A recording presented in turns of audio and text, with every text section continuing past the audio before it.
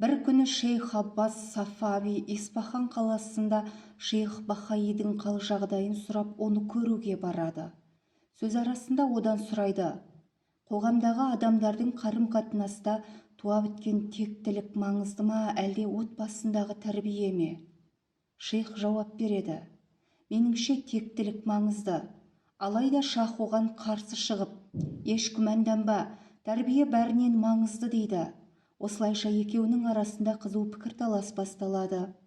Бірақ ешқайсысы екіншісін иландыра алмайды.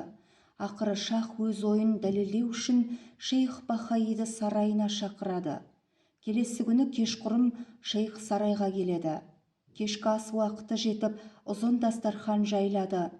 Бірақ ол кезде жарық болмағандықтан бөлме қараңғы еді. Осы сәтте шах алақанын бір соғып белгі береді.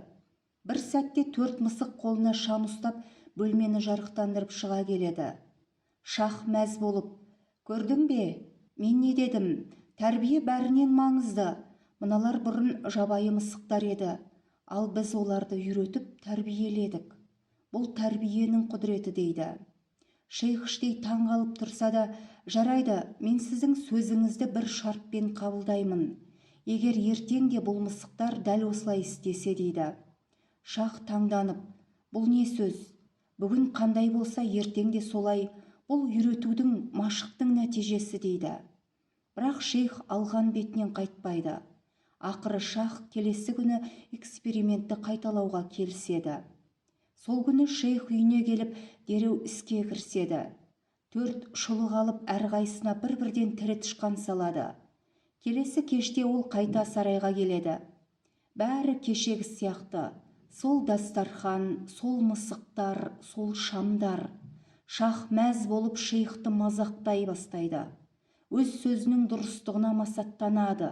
Осы кезде шейх ештеңе деместен тышқандарды жібере салады. Сол-ақ екен, мысықтар жан-жаққа шамдарын тастай сала тышқан қуа жөнеледі. Шейх жаймен шахтың арқасынан қағып: уа жоғары мәртебелі патшам, есіңізде болсын, мысықтың табиғаты тышқан аулау. Я, тәрбие маңызды, бірақ тектілік бәрінен биік. Мысықты қолға үйретуге болады, бірақ ол тышқан көрсе табиғатына қайтады. Тәрбие адамды өсіреді, бірақ адамды адам ететін тектілік пен болмыс. Тәрбие өзгерте алады, бірақ қиын сәтте адам өзінің шынайы болмысына қайта оралады деген екен.